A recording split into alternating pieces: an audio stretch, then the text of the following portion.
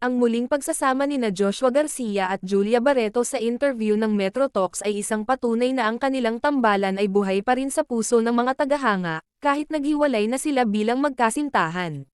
Makikita sa kanilang mga kilos at pahayag na komportable sila sa isa't isa, na parang walang nangyaring pagbabago sa kanilang relasyon bilang magkaibigan at katrabaho.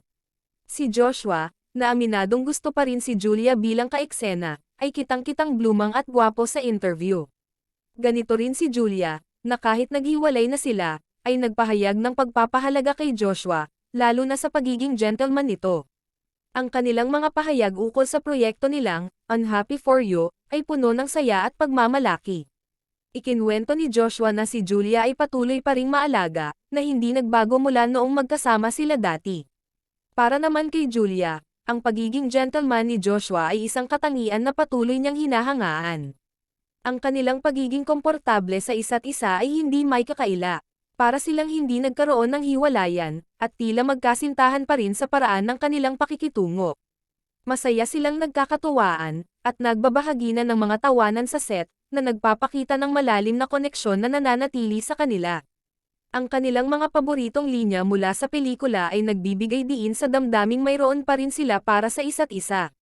Si Julia, na ang paboritong linya ay, kahit anong mangyari, I will always be here for you, ay nagpapakita ng malalim na pagkakaintindi at malasakit kay Joshua. Samantalang si Joshua, na piniling paborito ang, napatawad naman nakita, hindi na ako galit, ay tila nagpapahiwatig ng closure at pagpapatawad, ngunit may natitirang koneksyon. Ang suporta ng kanilang mga tagahanga, lalo na ang mga loyal na Joshlia, ay isa ring malaking bahagi ng kanilang tagumpay. Matapos ang 5 taong pagkawala, bumalik sila at mainit na tinanggap ng kanilang mga supporters, na nagpapakita ng hindi nawawalang pagmamahal sa kanilang tambalan.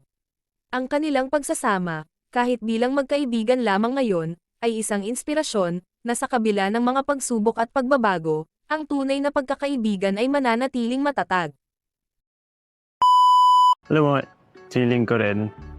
Kasi parang halos, totoo, ang hirap din sabihin kung anong pinagkaiba nung mga, kasi ang dami na rin mag-ex na pelikula di ba? So I think yung best answer dyan is kasi yung gumanap talaga ay mag-ex, right? So parang, di ba? As in, parang bago siya, di ba? Parang naabangan talaga ng tao kasi ano nangyayari sa inyo. Yeah. Is it their story or is it Zion Wancho's story?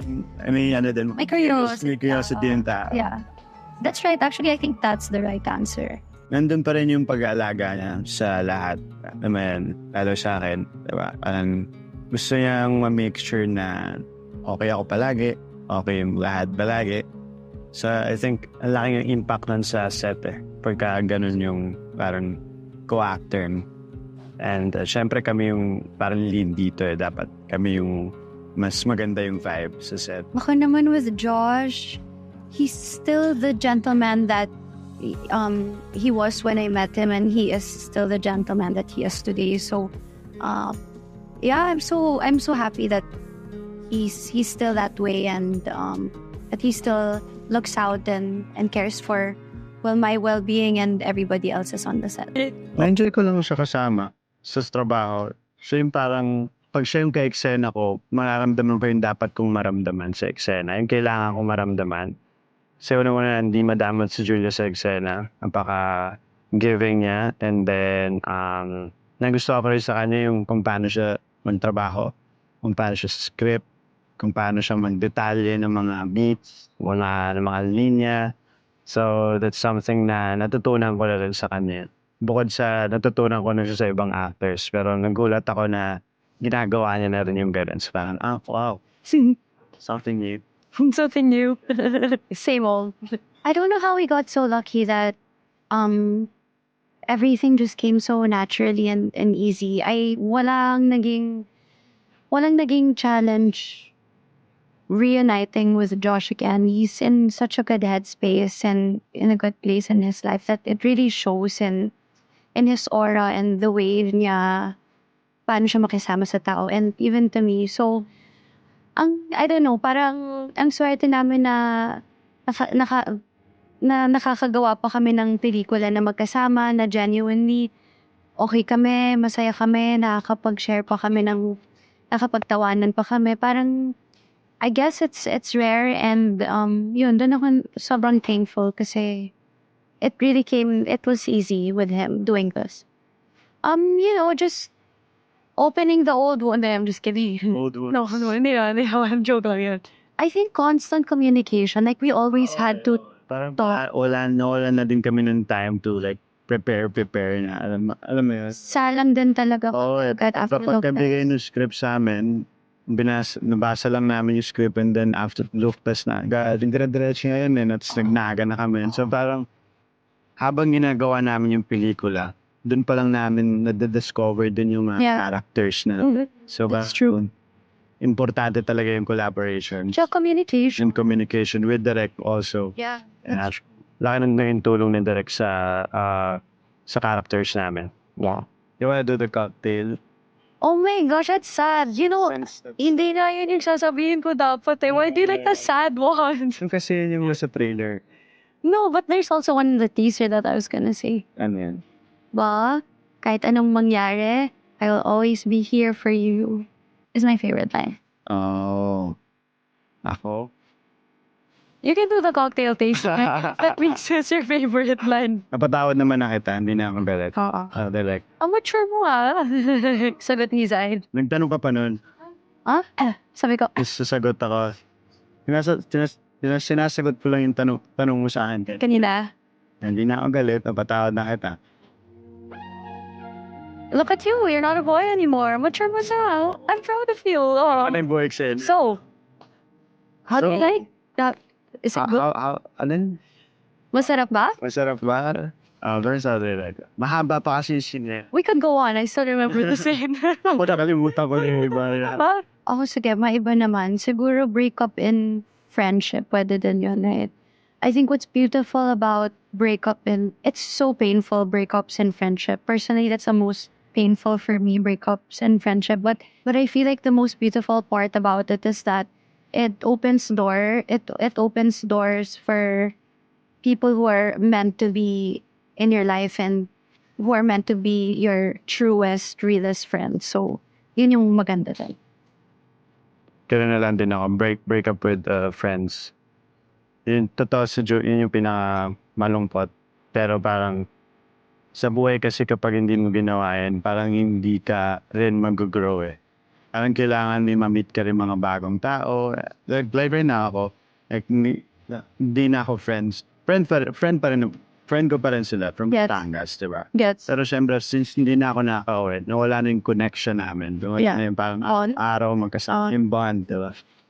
And ngayon, iba na kasama ko, di ba? Yeah. Ibang environment, di ba? Mga negosyante, mga artista. Yeah. So parang mas lumalawak yung Mundo. mundo mo, yung connections mo, which is good. Yeah. I mean, if you wanna grow, the Yeah.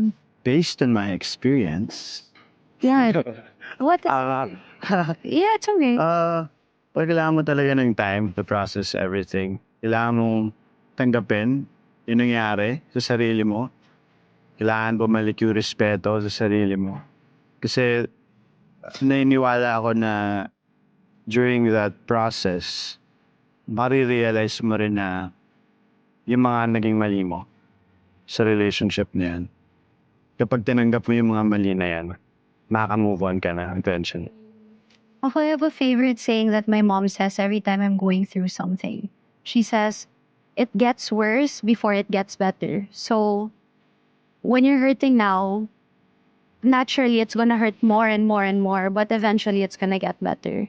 So it has to get worse before it gets better. So, but ultimately, you're gonna get better. So, it's gonna be fine. It's not the end of the world. May mga araw, Yes, yeah, ganon. ako ano yan eh, nandiyan lang talaga yung Josh Lee. Hindi sila mawawala. Kumbaga, lalabas ulit yan kapag nagkatrabaho kami. And I'm sobrang thankful namin yung June na throughout ng mga shows namin, mall shows, Yeah. hindi sila nawala, nandun sila. Sinusuportahan kami. And nakaka-happy yan. Oo. And hindi tayo Joshua Julia. Josh Lee talaga. Yeah, that's true. Haba daw kasi ng Joshua. Alam mo tumatak din talaga sa mga tao na nakaka-proud din. Diba? Na parang, ito yung pinaghirapan natin dati. Na Totoo. kahit nawala siya for 5 years, nung bumalik kami parang Parang hindi na wala. bumalik lang siya mabilis. Yeah, sobrang grateful. Grabe. Overflowing ang gratitude. Nakaka-overwhelm yung past few days. But not in a bad way. I think in a good way. Kasi parang we're really feeling so much love from a lot of people. And, you know, we entered this project nang wala akong expectations naman. So, to see how people are receiving it, parang nakaka-motivate siya to even do better for the next flash shoot days. I am happy for you because you are your own person now. You're your own man. Yeah, I'm just proud and happy for you kasi nga parang like I said kapon sa press con, mas kilala mo na yung sarili mo, hindi ka na madaling na sway or na alam mo yon, you can decide for yourself and you'll stick dun sa decision mo na yun. So, yun. It means may confidence ka na sa sarili mo. Yun lang naman. I'm happy for you because hindi ka nagbago in a good way. Like, yun, ikaw pa rin yung Julia na matalino, yung magaan kasama, na palamangiti. Bakit may ganun? Parang di ko alam kung totoo yung palangit eh. Okay. So I'm just happy for you in general. Thank you.